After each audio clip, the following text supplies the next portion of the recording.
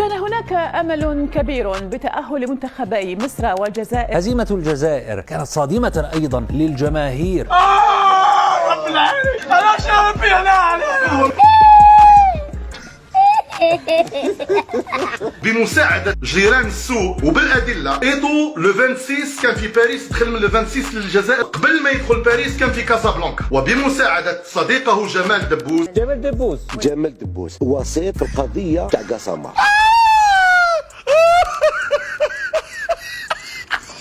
وفجرها قنبلة. إيطو عندها 3 سنوات 4 سنوات بيجاه المخزن بسهرات حمراء وصوروه وحاكمينه من يودو اللي تجعوا. يوش داك العدو ما ولد.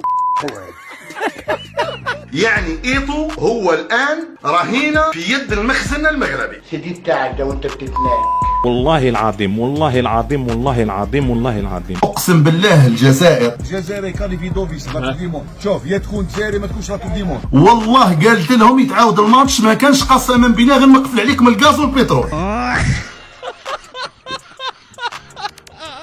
خوتي قال لكم اذا ما تكاليفيناش لا كوب دي موند حطوني الساحه تاع البلديه ورجموني بالطماطم. نقدر نقول حتى 90% فيه امل ان شاء الله فيما يخص هذا الملف تاع كامرون. وكل المؤشرات ان شاء الله راهي تقول باللي باذن الله رانا في لاكوب دي موند ان شاء الله بربي. يا جماعه الله اعلم الماتش غادي يتعاود. لقيتهم دايرين هاد ليشال تاع كاع البلدان اللي في كاس العالم. المهم يا جماعه لقيت تاع الجزائر هذا شا معناها. قولي انت بقى الماتش غادي يتعاود. مي راهم دايرينها ناس بخيت غادي نعرفوا نهار الافتتاح. الجزائريين مرضوا، وحنا راه ما كرهناش الاخوه الجزائريين يكونوا قطر 2022، ولكن هادشي اللي كيديروا لكم بحال عارف مشاكره وديك صوفيا وهذيك الرباعه ديالو هي اللي كطيحكم. بحال هادشي هذا يبداو يضحكوا عليكم. الله يخرب بيت الكورة على اللي اخترع الكورة، على اللي دخل لنا الكورة. انا نقولها لكل الجزائري، نعم قدمت ادله تاع الرشوه ليس فقط لافير تاع قاسامه، رشاوي بخصوص ناس في الجزائر اللي باعوا وكذا. المهم مانيش حاب ندخل في الامور هذه لكي لا يخرج غسيلنا للخارج. لا حقا عائله قذره. وهذا المنشور الذي ورد على صفحات فيفا كأس العالم داروا ان بوست اللي كتبوا فيه بعض ابيات من النشيد الوطني قساما، وزادوا كتبوا لك من تحت اذا سمعت هذه الكلمات فاعلم انهم المحاربون، انهم قادمون. هيا بنا الى المونديال، هيا بنا. محاربي الصحراء قادمون. الكلمة الأخرانية اللي قالها الصحفي هذيك هي الصح. الصحافة مبنية على الكلمة الأخرانية، الباقي كاع زيادة مقدمات ومبررات. كاميرون مذبوحة والجزائر مربوحة. كأس إفريقيا في الجيب وكأس العالم في الجيب بالرغم من الصعوبة. لو كان التأهل إلى كأس العالم يقاس بقوة الدول لكان المتأهلة الأولى هي روسيا. والله نظريه حلوه برضه يا ابني، نظرياتك حلوه يالا مش ممكن. لكن لا، اليوم التأهل ليس للأقوى وإنما للأخبث الأكثر خبثا. أنا على يقين أن الجزائر بإذن الله تعالى في المونديال. أنا لا أنتظر كأس العالم في قطر. الجزائر بإذن الله تعالى في المونديال. الجزائر لن تذهب إلى قطر، خسرنا المعركة. كنت متأكد. كان هناك أمل كبير بتأهل منتخبي مصر والجزائر. هزيمة الجزائر كانت صادمة أيضا للجماهير. رب العالمين أنا شرفي أنا عليهم. بمساعدة جيران السوء وبالأدلة إيطو لو 26 كان في باريس، دخل من لو 26 للجزائر، قبل ما يدخل باريس كان في كازابلانكا، وبمساعدة صديقه جمال دبوس وسيط في القضية تاع قسامة.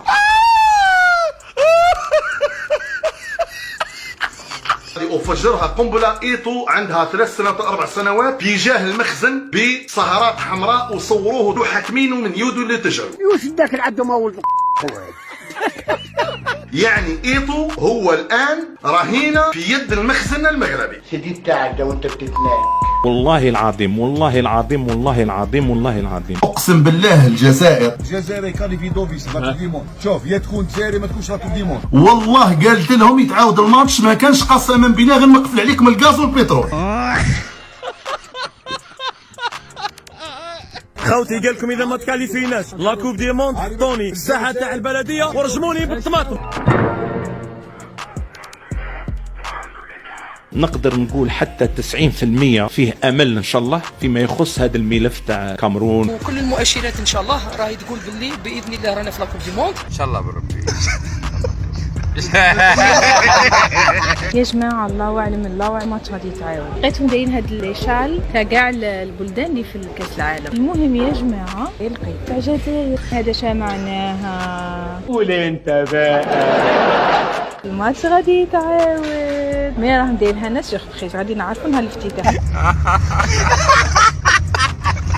الجزائريين مرضوا، وحنا راه ما كرهناش الاخوه الجزائريين يكونوا قطر 2022، ولكن هادشي اللي كيديروا لكم بحال العرف مشاكره وديك صوفيا وهذيك الرباعه ديالو هي اللي كطيحكم. بحال هادشي هذا يبداو يضحكوا عليكم. الله يخرب بيت الكوره على اللي اخترع الكوره، على اللي دخل لنا الكوره. انا نقولها لكل الجزائري، نعم قدمت ادله تاع الرشوه ليس فقط لافير تاع قاسامه، رشاوي بخصوص ناس في الجزائر اللي باعوا كذا. المهم مانيش حاب ندخل في الامور هذه لكي لا يخرج غسيلنا للخارج. إنها حقا عائله قذره.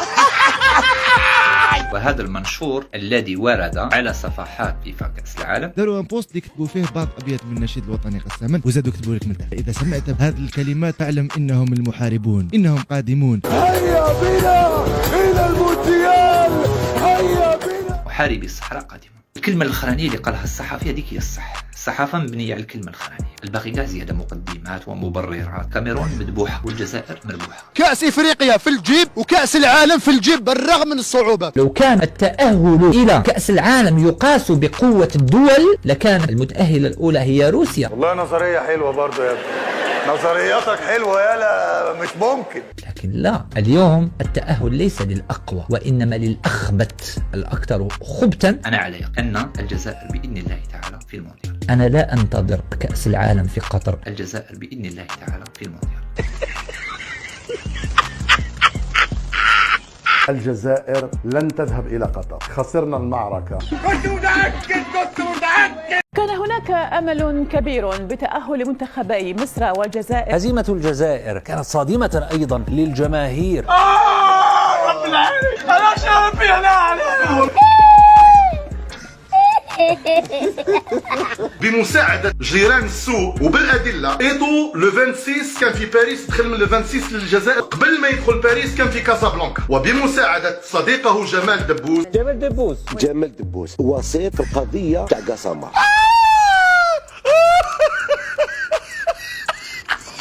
وفجرها قنبلة. إيطو عندها 3 سنوات 4 سنوات بيجاه المخزن بسهرات حمراء وصوروه وحاكمينه من يودو اللي تجعوا. يوش داك العدو ما ولد. يعني إيطو هو الآن رهينة في يد المخزن المغربي. سيدي بتاعك ده وانت بتتنام. والله العظيم والله العظيم والله العظيم والله العظيم أقسم بالله الجزائر كاليفيدوفيس راكب ديمون. شوف يا تكون جزائري ما تكونش راكب ديمون. والله قالت لهم يتعاود الماتش، ما كانش قسما بالله غير نقفل عليكم الغاز والبترول. خوتي قال لكم اذا ما تكاليفيناش لاكوب دي موند عطوني الساحه تاع البلديه ورجموني بالطماطم. نقدر نقول حتى 90% فيه امل ان شاء الله فيما يخص هذا الملف تاع كامرون. وكل المؤشرات ان شاء الله راهي تقول باللي باذن الله رانا في لاكوب دي موند ان شاء الله بالربي. يا جماعه الله اعلم الله ماتش غادي يتعاود. لقيتهم دايرين هاد لي شال تاع كاع البلدان اللي في كاس العالم. المهم يا جماعه لقيت تاع الجزائر، هذا شا معناها قولي انت بقى الماتش غادي يتعاود. مي راهم دايرينها ناس شيخ غادي نعرفوا نهار الافتتاح. الجزائريين مرضوا، وحنا راه ما كرهناش